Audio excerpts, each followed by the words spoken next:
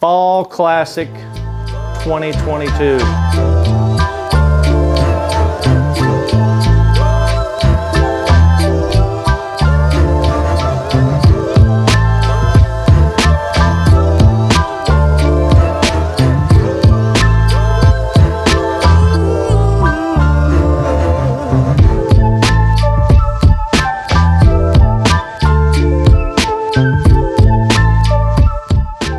Going into day one, we didn't really know what we were going to do.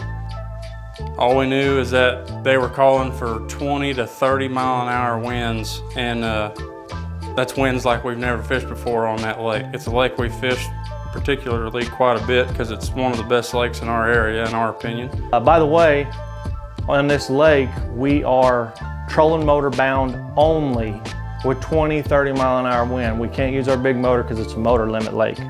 We're really just going out there with the hopes and prayer we can pull something off. Being so limited is, you know, it makes the lake so small for us, being bound to a trolling motor. But first thing we do, head all the way across the lake to, you know, a place we fished a bunch of times. It's about the maximum distance for our trolling motor.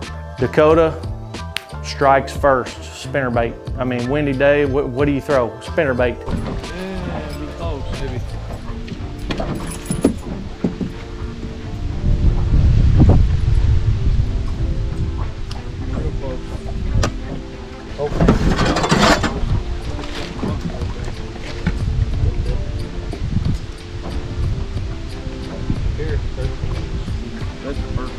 catch one, it's a decent fish, but it's an under. And move on a little longer.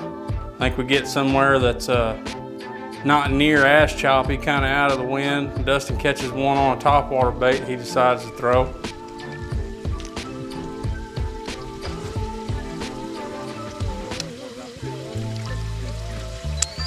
I mean, do your fucking job. Oh, net. No. God, I love to see that. Right off the top of that log, wouldn't it?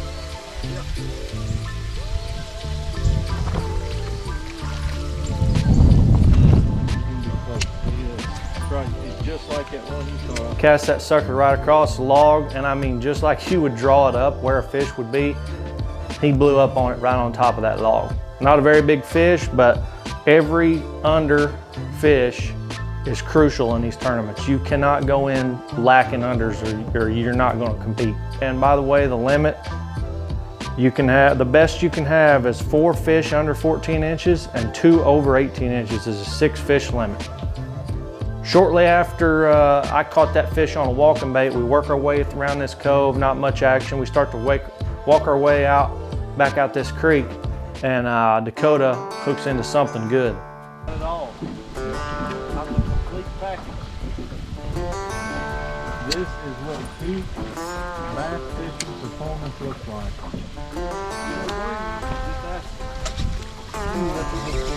Got one.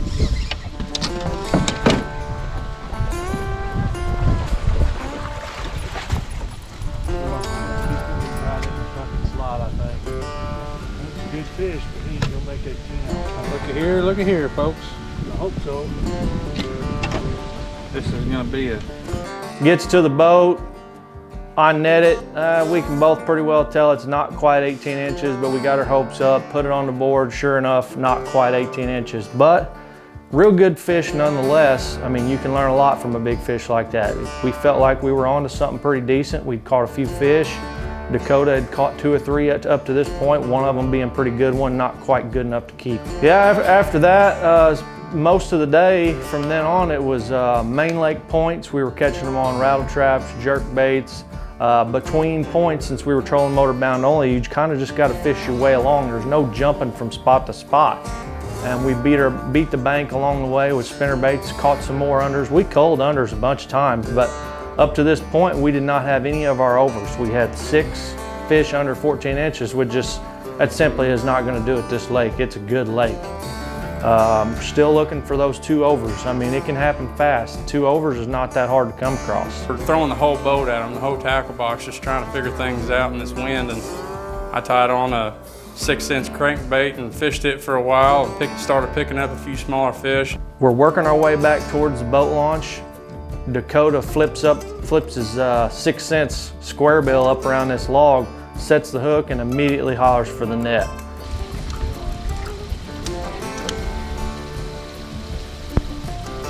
Every fish that I've caught today.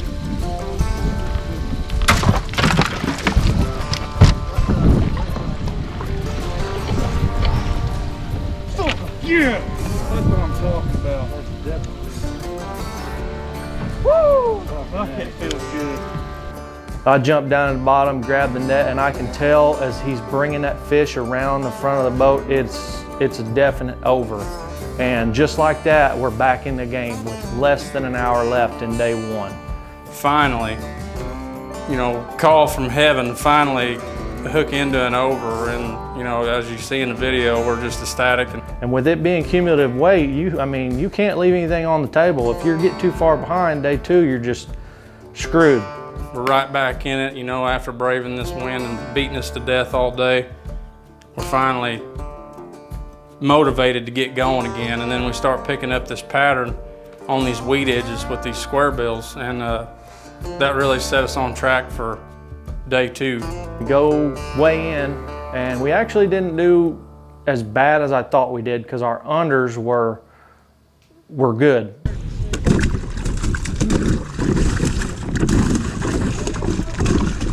We've done pretty good if we could have kept slot fish. Oh, yeah, we caught 5. That's about what we caught.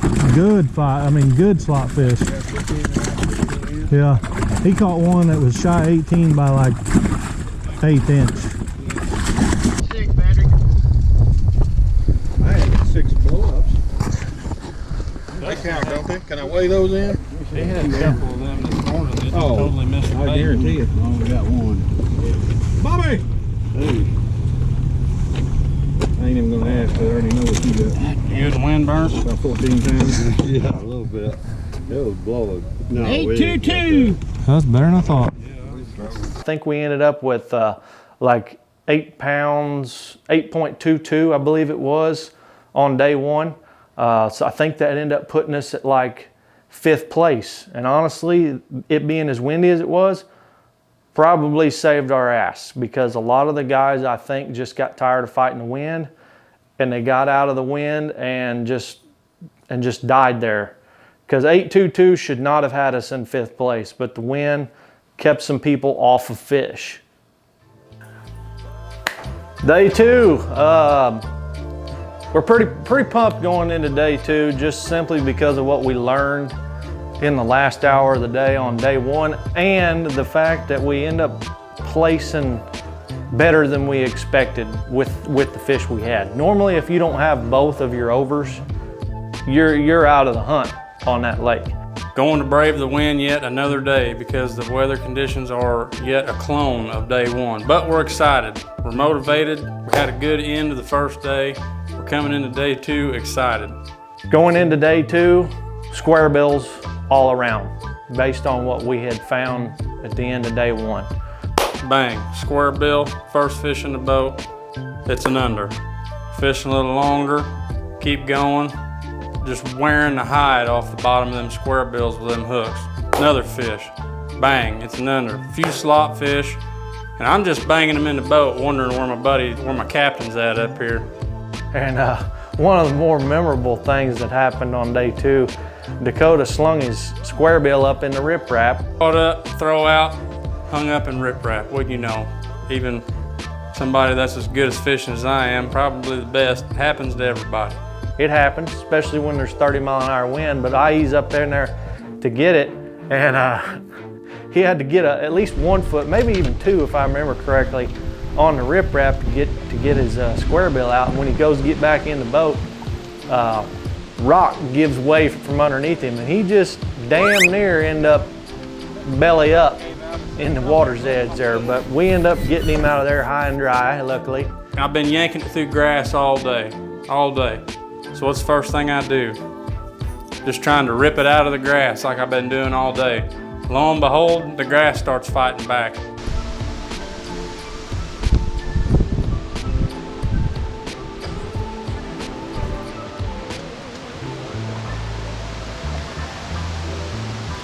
shit, that's a fish. Net. I had one too. This is one of our overs, I think.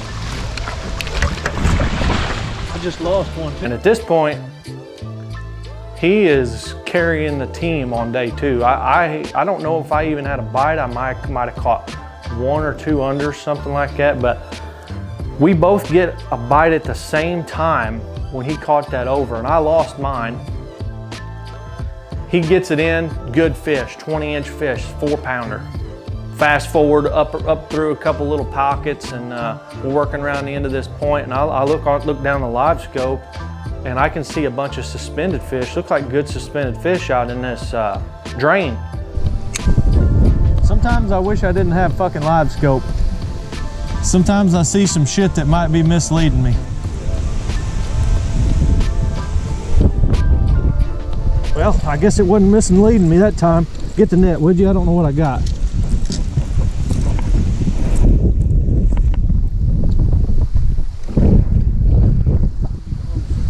Oh, he better be a long boy.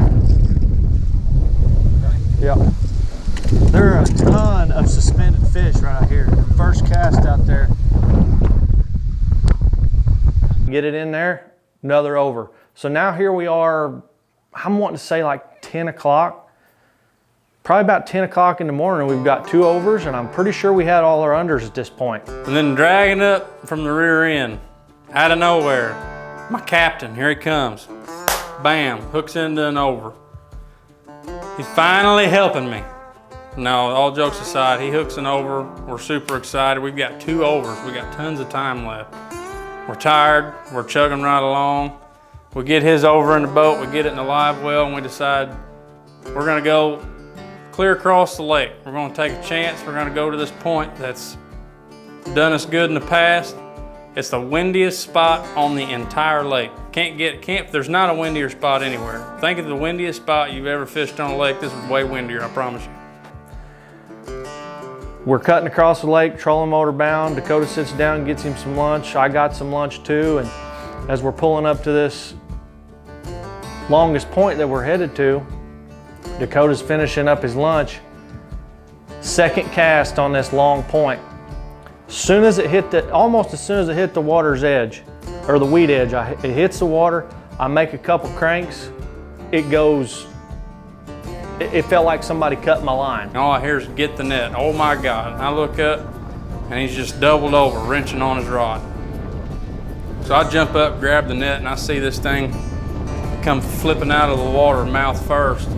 And at this time, it had been a while since we'd seen a fish of this size. Mouth so big, I thought she had shoulders. I mean, she come jumping out of there.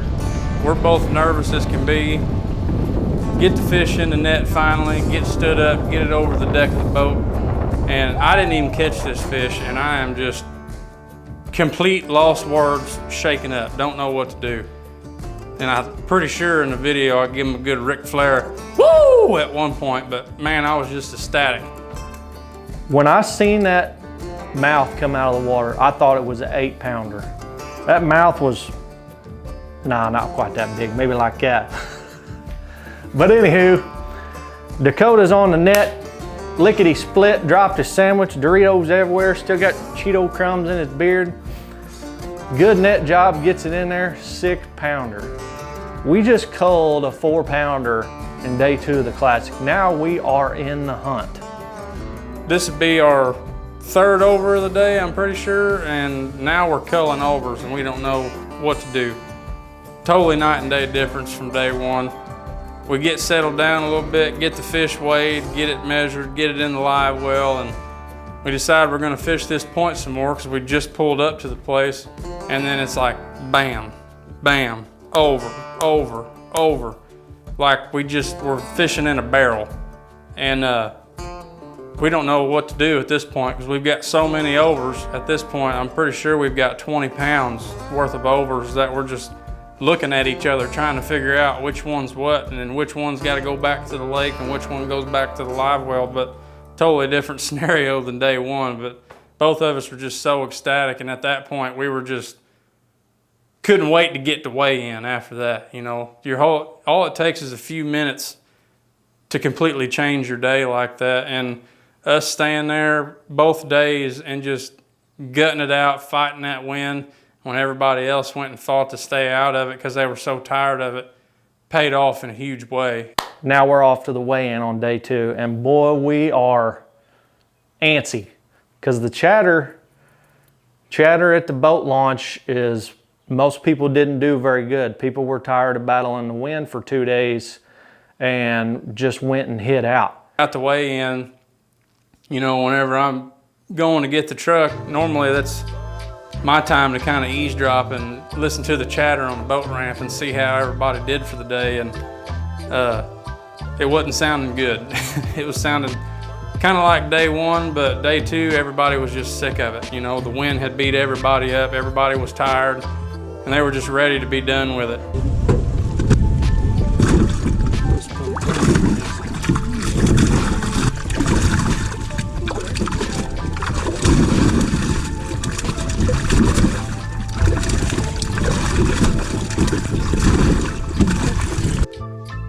The Classic pays out 6 positions, I believe. It's either 5 or 6 positions.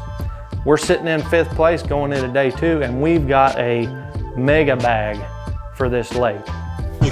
I've learned the past two tournaments here, that trolling motor ain't a disadvantage. Yeah, that's it. Yep. We don't have a fucking choice. Both of those fucking fish come off the windiest goddamn part of the whole lake. What'd you get?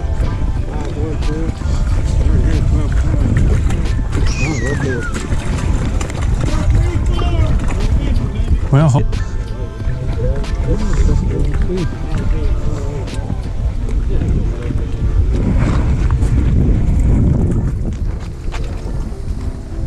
it's the most memorable chatter I've ever been a part of at the boat, at the weigh-in. When them boys opened them sacks and they seen them 2 whoppers, especially that 1 6-pounder, she was skinny as a rail and still weighed 6 pounds. She had a head on her like a Brahma bull, even had the ears. Big fish. yes, sir. Big fish. Big, Eddie. You big one? Oh yeah. This is a big good man. God, look at that one. That's a big Oh man. my God, look at that rascal. Nice. You might have to whip both of them. They got 2 good. Look at You that. talk about coming from behind victory. Oh no, 591. Good. See there? Our scale's fucking both directions. I think that's. That one. 485. This one here is bigger. This one here is Oh bigger. yeah, easy. Through the belly. Easy. 14 pounds. It's gonna be close. Our unders are terrible. What did you have yesterday? 8 He's something. worried about you. He's worried about you. I know you like your fishing enough. Oh my, good sack. 1308. Good sack. We don't have enough. Take it. What you got, Don? That's an air split, man. What'd you hit? You say 14 earlier? No, 13 big bag today.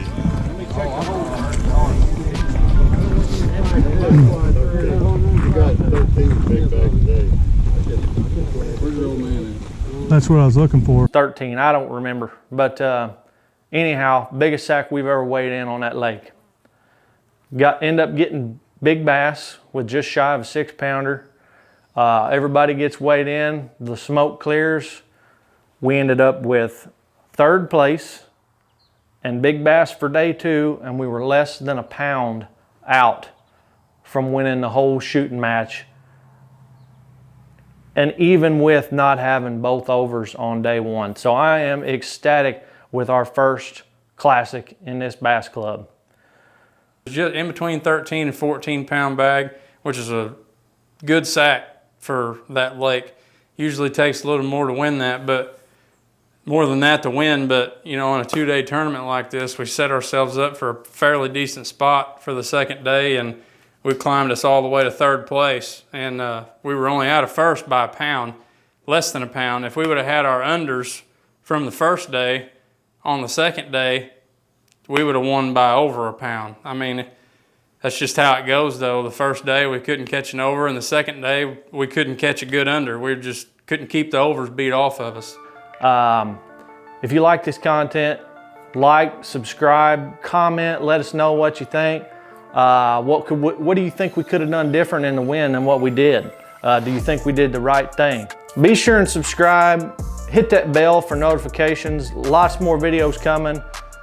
Trying to put up as many of these club tournament videos as I can. Also some instructional videos, and deer season's right around the corner, and we've got 2 big bucks we're hot on the trail of. Come on back with us, get amongst them.